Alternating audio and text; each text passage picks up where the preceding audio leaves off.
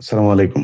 প্রিয় দর্শক, আমরা আজকে খুব গুরুত্বপূর্ণ একটি বিষয় নিয়ে আলোচনা করব। 4 মাসেরও বেশি সময় আয়াতুল্লাহ আলী খামেনেইয়ের মৃত্যু হয়েছিল গত 28শে ফেব্রুয়ারি, আর তার অবিকৃত দেহ সমাহিত হবে 9 জুলাই, মানে 132 দিন। কিভাবে তাদের সর্বোচ্চ ধর্মীয় নেতার মরদেহ সম্পূর্ণ অবিকৃত, পচনমুক্ত এবং স্বাভাবিক রাখলেন ইরানিরা? এর আগে লেনিন এবং মাও সেতুংয়ের মরদেহ তাদের দেশের মিউজিয়ামে রাখা আছে, মানুষ তা গিয়ে দেখেন। কিন্তু আয়াতুল্লাহ আলী খামেনেইয়ের মৃত্যুর সঙ্গে তাদের নির্বিঘ্নে মৃত্যুর কোনো তুলনাই চলে না। তুলনা চলে না কমিউনিস্ট সোভিয়েত ইউনিয়ন বা চীনের সঙ্গে, ধর্মীয় রাষ্ট্র ইরানেরও। তুলনা আরও অনেক কিছুই চলে না। ঘাড়ের উপর আমেরিকার দাদাগিরি এবং নিষেধাজ্ঞা নিয়ে বিজ্ঞানের এমন অপূর্ব অগ্রগতি দিয়ে সত্যিই বিশ্বকে কি চমকে দিল ইরান? তা সেই দেহ সংরক্ষণই হোক, বা কম খরচে স্বদেশি মিসাইল তৈরি হোক, বা তাদের পরমাণু গবেষণা। ইসলামের সাধারণ নিয়মের অনেকটা বাইরে গিয়ে 4 মাস পরে 3রা জুলাই থেকে শুরু হতে যাচ্ছে তার সপ্তাহব্যাপী রাষ্ট্রীয় অন্ত্যেষ্টিক্রিয়া। এর আগের এপিসোডে এই অনুষ্ঠানের কূটনৈতিক এবং জিওপলিটিক্সের নানা বিষয় বিশ্লেষণ করেছি। বলেছি, এটা কি শুধু একটা শেষকৃত্যের প্রস্তুতি, নাকি পশ্চিমী বিশ্বকে ইরানের ক্ষমতা দেখানোর একটা কৌশল? আমেরিকাকে বার্তা দেওয়া যে ইরান তাদের নেতা খামেনেইয়ের দেখানো পথেই চলবে। কিন্তু এই ঘটনা ঘটিয়ে ইরান বিশ্বকে প্রায় বাধ্য করেছে আরও কিছু বিষয় নিয়ে চর্চা করতে। সেটা হলো নিজস্ব বিজ্ঞান এবং প্রযুক্তির ক্ষমতা দেখানোর এক মনস্তাত্ত্বিক চাল। সেটা কি রকম? যুদ্ধ শুরু হয়েছিল একেবারে একতরফাভাবে। মাত্র 24 ঘন্টার মধ্যেই ইরান হারায় তাদের সর্বোচ্চ নেতাকে। কিন্তু তৎক্ষণাৎ তারা কিভাবে এই মৃতদেহ সংরক্ষণের সিদ্ধান্ত নেয়? কতটা মানসিক শক্তি এবং নিজেদের বিজ্ঞানের উপর আস্থা থাকলে সর্বোচ্চ নেতার সম্মান রক্ষার দায় তারা ঠিক তখনই নিয়ে ফেলে? একেবারে বিজ্ঞানসম্মতভাবে ওই দেহ রক্ষা করতে গেলে আগে তো বিজ্ঞান সাধনার উপরও প্রবল বিশ্বাস থাকা দরকার। তাছাড়া ইরানের রেভলিউশনারি গার্ডস কিভাবে উদ্ধার করেছিল তাদের সম্মানীয় নেতার দেহ? কিভাবে, কোথায় করা হলো এই বিশাল কর্মকাণ্ড? কৌতূহল সত্যিই অনেক। আমেরিকা ইসরায়েলের অতি আধুনিক রাডার বা স্ক্যানারের নজর এড়িয়ে উদ্ধার পর্ব কি খুব সহজ ছিল? সেটাও তো ছিল যুদ্ধেরই একটা অঙ্গ। আসলে পশ্চিমী নিষেধাজ্ঞা সত্ত্বেও ইরান চিকিৎসা বিজ্ঞান এবং বায়োটেকনোলজিতে কতটা উন্নত তা সিম্যাগো জার্নালের বিভিন্ন দেশের বৈজ্ঞানিক ডেটা দেখলেই স্পষ্ট হয়। মধ্যপ্রাচ্যে তারা যে গবেষণায় শীর্ষে তা এখন স্বীকার করতে বাধ্য হচ্ছেন পশ্চিমের বিজ্ঞানীরাও। আজকের এই এপিসোডে এই ঘটনাটিকে সামনে রেখে ইরানের বিজ্ঞান সাধনার একটা ঝলক আপনাদের সামনে আনার চেষ্টা করব, যার পরতে পরতে থাকবে চমকে দেওয়ার মতো অনেক অজানা তথ্য। নমস্কার, সবাইকে স্বাগত। আমি সুব্রত বসু। ইরানের সর্বোচ্চ নেতার শেষকৃত্যের পরিকল্পনার পেছনে কূটনৈতিক চাল, রাজনৈতিক ব্যাখ্যা সবই আছে। তা চলছেও বিশ্বজুড়ে। কিন্তু সবকিছু ছাপিয়ে উঠেছে ইরানের বিস্ময়কর কাণ্ড কারখানা। একে একে পয়েন্ট ধরে ধরে তা সাজিয়ে ফেলা যাক। স্পেনের একটি বিখ্যাত তত্ত্বভিত্তিক প্রতিষ্ঠানের নাম সিমাগো ল্যাব, আর বিশ্বের সবচেয়ে বড় বৈজ্ঞানিক ডেটাবেসের নাম স্কোপাস। এরা যৌথ উদ্যোগে তৈরি করে একটি আন্তর্জাতিক রেটিং বা র্যাঙ্কিং সিস্টেম।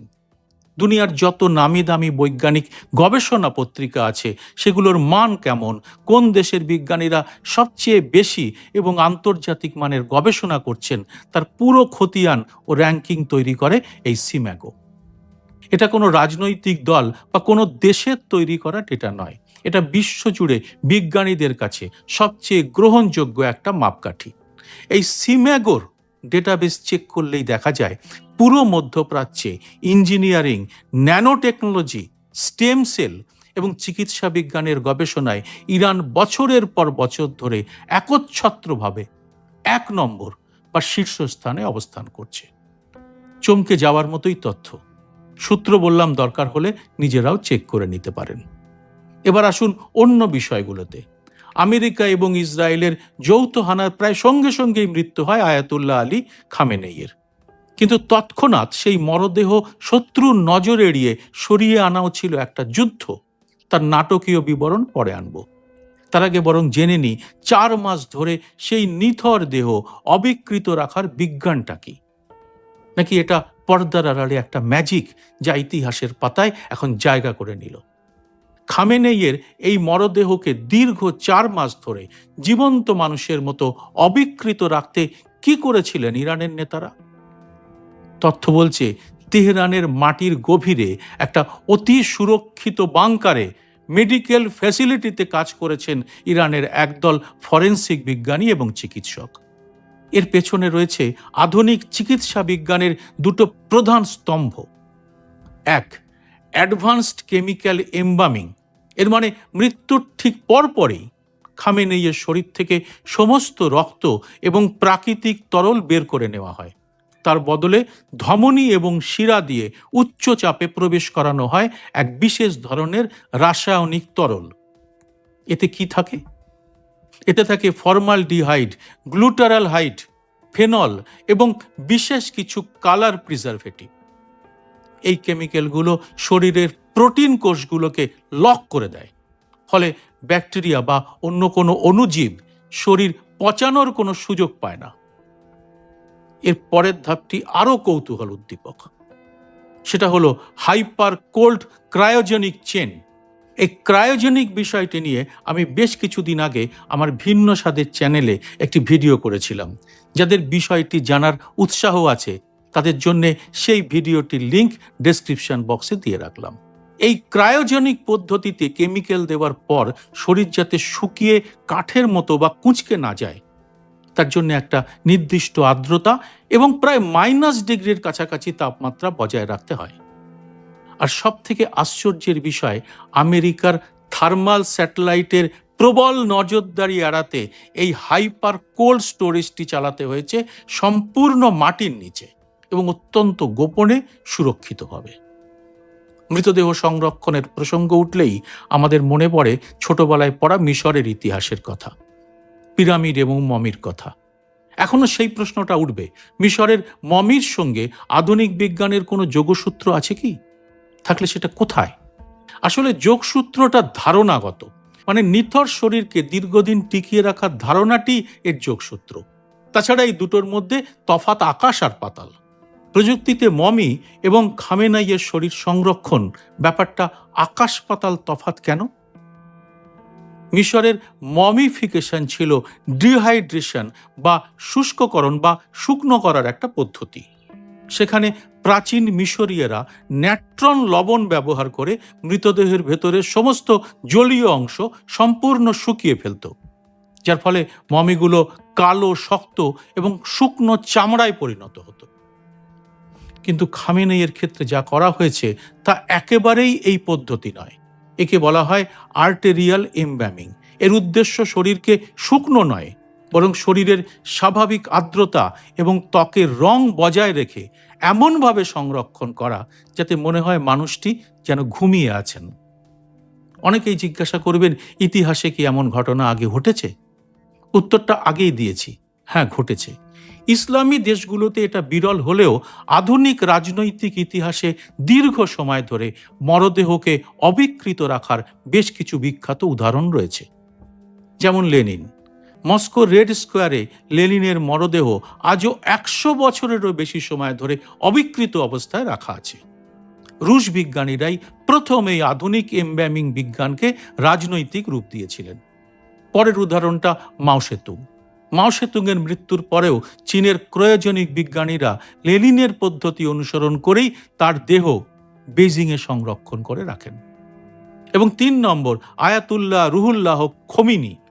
ইরানের প্রথম সুপ্রিম লিডার খোমিনির মৃত্যুর পরেও তার মরদেহ দাফনের আগে বেশ কিছুদিন সাময়িকভাবে এমবামিং করে রাখা হয়েছিল, যাতে লক্ষ লক্ষ মানুষ শেষ শ্রদ্ধা জানাতে পারে।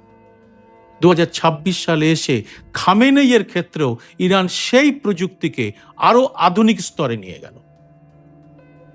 কিন্তু এ তো প্রযুক্তির উন্নতি এবং বিজ্ঞানের কথা। ইরানের রেভলিউশনারি গার্ডস কিন্তু বিজ্ঞান এবং যুদ্ধের বাইরেও আরও একটা কাণ্ড করে ফেলেছে। সেটাও কিন্তু কম কৌতূহলের নয়।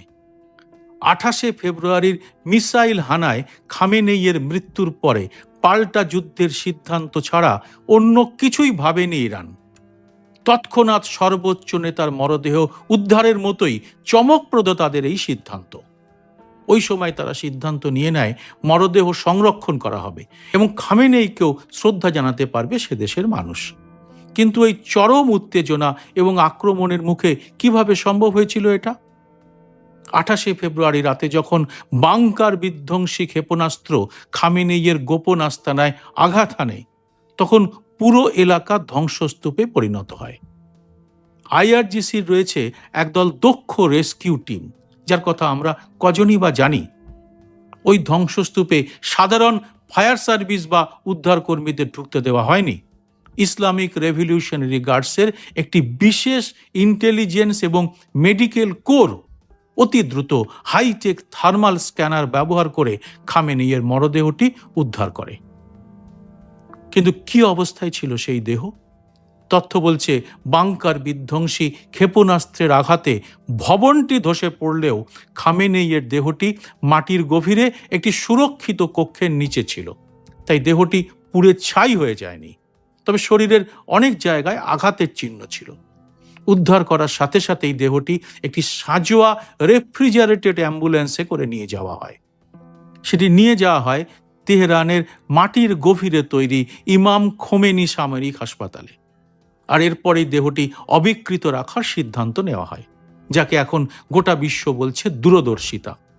উদ্ধারের মাত্র কয়েক ঘন্টার মধ্যেই, অর্থাৎ 1 মার্চের ভোরের আগেই মরদেহ সংরক্ষণের এই চূড়ান্ত সিদ্ধান্ত নিয়ে নেওয়া হয়েছে। এই সিদ্ধান্ত কে নিয়েছিলেন? এর সহজ উত্তর যা জানা গেছে সেটা হলো, সিদ্ধান্তটি কোনো একক ব্যক্তি নেননি। এটি নিয়েছিল ইরানের সর্বোচ্চ নীতি নির্ধারক কাউন্সিল, যার নাম কাউন্সিল অব গার্ডিয়ান্স, এবং আইআরজিসির শীর্ষ কমান্ড, যার মূল নেপথ্যের চালিকা শক্তি ছিলেন খামেনেইয়ের পুত্র মুজতবা খামেনেই। এখন তিনি সর্বোচ্চ পদে। এখন যে প্রশ্নটা ঘুরপাক খাচ্ছে সেটা হলো, তাদের এই দূরদর্শিতা কতটা গভীর ছিল? রাজনৈতিক পরিভাষায় এই সিদ্ধান্ত ছিল চরম দূরদর্শী এবং একই সঙ্গে একটা মাস্টার স্ট্রোক। তারা জানতেন ওই সময় শেষকৃত্যের আয়োজন করলে দেশের ভেতরে বিশৃঙ্খলা তৈরি হতে পারে। উত্তরসূরি হিসেবে মুজতবা খামেনেইয়ের নাম চূড়ান্ত করতে কিছুটা সময় লাগবে এবং আমেরিকার ট্রাম্প প্রশাসন তখন চরম যুদ্ধংদেহী মেজাজে ছিল। তাদের লক্ষ্য ছিল দেশের ভেতরের মানুষদের দিয়ে শাসক বদলের বিক্ষোভ ঘটানো। তাই তৎক্ষণাৎ অন্ত্যেষ্টিক্রিয়া করতে গেলে সেখানে বড় ধরনের হামলার ঝুঁকি ছিল। তাই তারা সিদ্ধান্ত নেন, আগে ক্ষমতা এবং সামরিক পরিস্থিতি নিয়ন্ত্রণ করা হবে, আমেরিকার সাথে ব্যাক চ্যানেলে কূটনীতি চলবে, আর সেই অন্তর্বর্তীকালীন সময়ে বিজ্ঞানকে ব্যবহার করে নেতার দেহ অবিকৃত রাখা হবে। এর আগে মাও সেতুং বা লেনিনের কথা বলেছি, কিন্তু তাদের দেহ সংরক্ষণের সঙ্গে খামেনেইয়ের এই দেহ সংরক্ষণের পার্থক্য একেবারে আকাশ পাতাল। এটা একেবারেই অতুলনীয়। কেন? কারণ লেনিন বা মাও সেতুংয়ের বার্ধক্যজনিত কারণে হাসপাতালের বিছানায় মৃত্যু হয়েছিল। তাদের দল আগে থেকেই জানতো তারা মারা যাচ্ছেন এবং রাষ্ট্র সম্পূর্ণ স্থিতিশীল অবস্থায় ছিল, এবং এই কাজের জন্য একেবারে সমস্ত প্রস্তুতি তারা আগে থেকেই করে রেখেছিল। কিন্তু খামেনেই মারা গেছেন একটা আকস্মিক এবং ভয়াবহ সামরিক বিমান হামলায়, যখন দেশ কার্যত যুদ্ধের মুখে, কোনো প্রস্তুতি নেই। এই অবস্থায় তারা কিন্তু সমস্ত ব্যবস্থা একেবারে সুচারুভাবে করে ফেলেছে। এর উপরে রয়েছে ধর্মীয় বাধ্যবাধকতা। সোভিয়েত ইউনিয়ন বা কমিউনিস্ট চীন প্রাতিষ্ঠানিকভাবে নাস্তিক রাষ্ট্র, সেখানে ধর্মীয় নিয়মের কোনো বালাই ছিল না। কিন্তু ইরান একটি ইসলামিক প্রজাতন্ত্র, ইসলামে মৃতদেহ দ্রুত দাফন করা বাধ্যতামূলক। সেই ধর্মীয় অনুশাসনকে একপাশে সরিয়ে রেখে ভূ রাজনৈতিক স্বার্থে 132 দিন দেহটি সংরক্ষণ করা রেভলিউশনারি গার্ডের জন্য একটা বিশাল মনস্তাত্ত্বিক এবং ধর্মীয় ঝুঁকি ছিল। সবচেয়ে বড় কথা, রাশিয়া বা চীন যখন তাদের নেতাদের দেহ সংরক্ষণ করছিল, তখন তাদের উপর এমন আন্তর্জাতিক, অর্থনৈতিক এবং প্রযুক্তিগত নিষেধাজ্ঞা ছিল না। ইরান এই কাজটি করেছে সম্পূর্ণ অবরুদ্ধ অবস্থায়, পশ্চিমী প্রযুক্তির সাহায্য ছাড়া, নিজেদের বিজ্ঞানীদের উপর ভরসা করে। এ ব্যাপারে বিজ্ঞান এবং রাজনীতির বিশিষ্টরা কি বলছেন? ফরেনসিক বিজ্ঞানীদের মতে কোনো যুদ্ধক্ষেত্রে ক্ষেপণাস্ত্র হামলায় ক্ষতিগ্রস্ত একটি দেহকে কেমিক্যাল ব্যালেন্স ঠিক রেখে 132 দিন এমনভাবে টিকিয়ে রাখা প্রায় অকল্পনীয়। চামড়ার রং বা অবয়ব নষ্ট না হয় সেদিকে নজর রাখাটাও খুব গুরুত্বপূর্ণ চ্যালেঞ্জ ছিল। চিকিৎসা বিজ্ঞানের ইতিহাসে এটা একটা বিস্ময়। বিপর্যয় বা ট্রমার শিকার হওয়া টিস্যু পুনর্গঠনে এবং সংরক্ষণে ইরানি বিজ্ঞানীরা নিঃশব্দে কতটা দক্ষ হয়ে উঠেছেন, এই কাজ থেকে তা স্পষ্ট হয়ে যায়। সাধারণ মানুষের মধ্যে একটা ধারণা বা বলা যায় মিথ আছে যে বিজ্ঞান এবং প্রযুক্তিতে ইসরায়েলের সমকক্ষ কেউ নেই। সামরিক বিজ্ঞানে তাদের সেই দর্পচূর্ণ করে দিয়েছে ইরানের মিসাইল। তাদের বহু প্রচারিত আয়রন ডোমের সুরক্ষা ভেঙে